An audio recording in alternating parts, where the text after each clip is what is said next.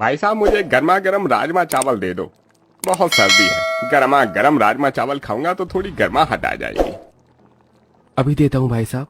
पारुल, चलो राजमा चावल गरम करने के लिए लगा दो। पहले ही लगा दिए हैं जी। इन दोनों को ठंड लग रही होगी, मैं थोड़ी सी लकड़ियां जला देता हूँ। रवि अपने ढाबे के पास थोड़ी सी लकड़ियां जला देता है, जिससे वहां खड़े ग्राहक खुशी खुशी अपने हाथ पैर गर्म आंच पर सेकने लगते हैं। अरे बड़े बड़े रेस्टोरेंट एक तरफ और ठेले के बाहर ऐसे धूप में खड़े होकर खाना खाने का मजा एक तरफ।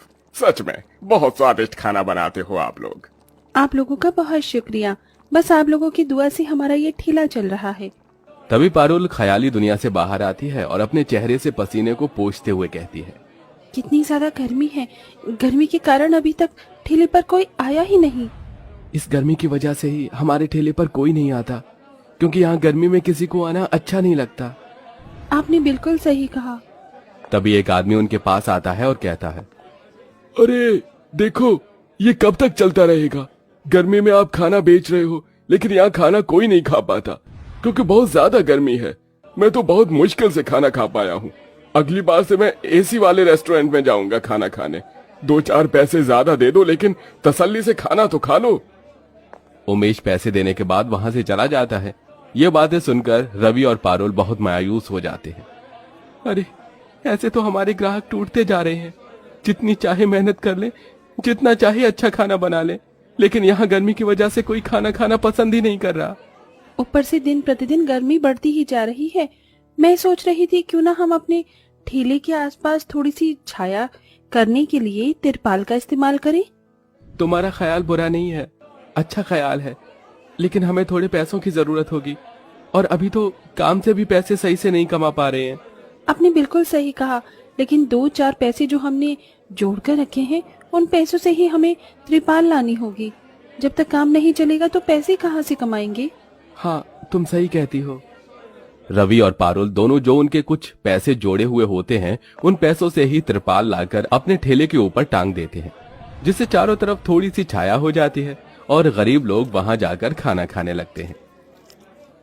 अरे चलो भाई साहब, आपने बहुत अच्छा काम किया। नहीं तो रेस्टोरेंट में महंगा खाना खाने में बहुत पैसे खर्च होते हैं। रेस्टोरेंट तो बस नाम के होते हैं। वहाँ एसी होता है, खाना महंगा होता है, बस इंसान चैन से खा ही सकता है।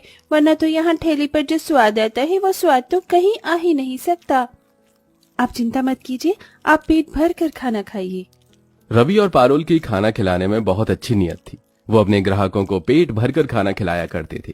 तो वहीं दूसरी तरफ रेस्टोरेंट में सिर्फ एक बार खाना दिया जाता था, उसमें पेट भरे या ना भरे, उसके बाद उन्हें कुछ नहीं मिलता था। अब जब लोग वापस से रवि और पारुल के ठेले पर आना शुरू कर देते हैं, तो रेस्टोरेंट वालों को ये बात खटकने लगती है। अरे इस ठेले की वजह से हमारे रेस्टोरेंट तो चल ही नहीं रहा। अब मुझे कुछ ना कुछ करना होगा इस ठेले को हटाने के लिए।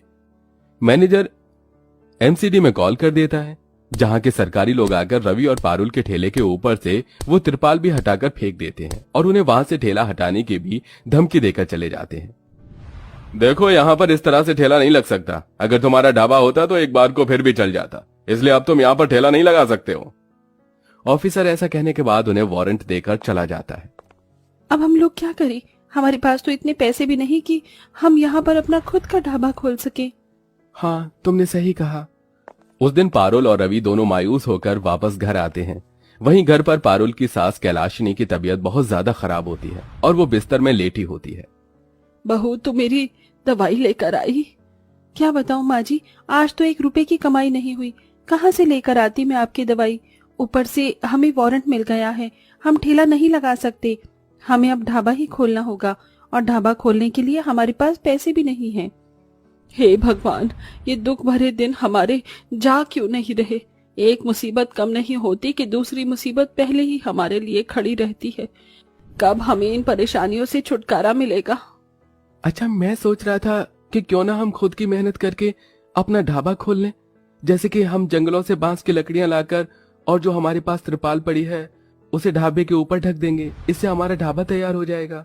जब इतना कुछ कर लिया तो फिर ये भी करके देख लेते हैं।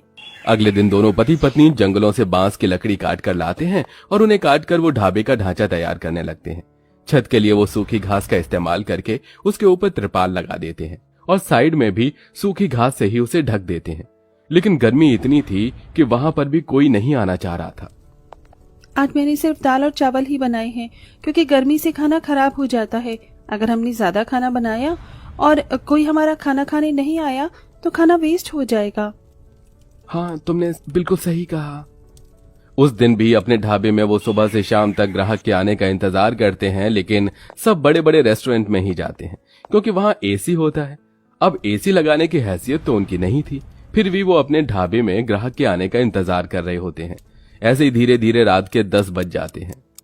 रात के 10 बज गए हैं, चलो अब चलते हैं, अब शायद कोई नहीं आएगा। पारुल के कहने पर वो अपने ढाबे को बंद करने वाले होते हैं, लेकिन उसी वक्त एक 5 स्टार होटल में एक आदमी भागता हुआ जख्मी हालत में पहुंचता है। अरे रुक जाओ, अभी ढाबा बंद मत करो, मुझे बहुत तेज भूख लगी है। अरे इसके सर पर तो चोट लगी है, कहीं ये कोई चोर तो नहीं? इसके पास एक बैग भी है, ऐसे इंसान को रेस्टोरेंट के अंदर बुलाना ठीक नहीं होगा। मैनेजर ऐसा सोचकर अपने सिक्योरिटी गार्ड से उसे वहां से भगवा देता है, जिसके बाद वो बेचारा खाना खाने के लिए पारुल और रवि के ढाबे पर पहुंच जाता है। मुझे बहुत जोरों से भूख लगी है, कुछ खाने को दे दो, अरे मेरी मदद करो। उसकी हालत देखकर रवि और पारुल हैरान रह जाते हैं। वो उसे अपने ढाबे में जगह देते हैं और फ्री में खाना भी खिलाते हैं, साथ में उसके जख्मों पर मरहम पट्टी भी कर देते हैं। भाई साहब, मैंने आपके जख्मों पर मरहम पट्टी कर दी है, अब ज्यादा खून नहीं निकलेगा। पहली बार मुझे किसी ने भाई बोला है। दरअसल मैं अभी के अभी बैंक लूट कर आया हूँ। वैसे तो मेरे लिए पैसे बहुत कीमती होते हैं क्योंकि चोरी के पैसों से मैं गरीबों की मदद करता हूँ, लेकिन आप लोग बहुत अच्छे हो और आप जैसे लोगों की मदद करना ही मेरा पहला कर्तव्य है, इसलिए मैं आपकी मदद करना चाहता हूँ। ये कुछ पैसे हैं, इन्हें रख लीजिए, ये आपके काम आएंगे। जगदीश अपने नोटों से भरा बैग पारुल और रवि के पास छोड़कर चला जाता है। इतना पैसा उन्होंने जिंदगी में कभी नहीं देखा था। अब उन पैसों से वो अपने ढाबे को पक्की ईंटों का बना देते हैं और साथ में उसके अंदर एक एसी भी लगवा देते हैं, जिसके बाद वो अपने ढाबे में सस्ते रेट पर लोगों को खाना भी खिलाते हैं। गरीब से लेकर अमीर लोग उनके फेमस ढाबे का स्वादिष्ट खाना खाने आते हैं। इसी के चलते उनका ढाबा धीरे धीरे चलने लगता है और अब उनकी कमाई पहले से 4 गुना हो जाती है। उन भाई साहब की मदद से देखो, आज हमारे ढाबे में एसी लग गया और देखो ना, सब लोग कितने खुश होकर यहाँ खाना खा रहे हैं। हाँ, तुमने सही कहा। जब हम किसी का बुरा ना चाहें तो भगवान हमारा कभी बुरा नहीं कर सकता। शायद ये भगवान ने कोई फरिश्ता ही भेजा होगा हमारे लिए। तभी वहां उमेश बहुत खुशी से आता है। अरे लो भाई साहब, बहन जी, आपके एसी ढाबे में तो खाना खाकर मजा ही आ गया, फुल पैसा वसूल। ये लीजिए आपके पैसे, ऐसे ही तरक्की करते रहिए और हम जैसे गरीब लोगों को खाना खिलाते रहिए। ये सुनकर पारुल और रवि बहुत खुश होते हैं। इस तरह वो खुशी खुशी अपना एसी ढाबा चलाते हैं और धीरे धीरे उनकी सारी परेशानियां खत्म हो जाती हैं।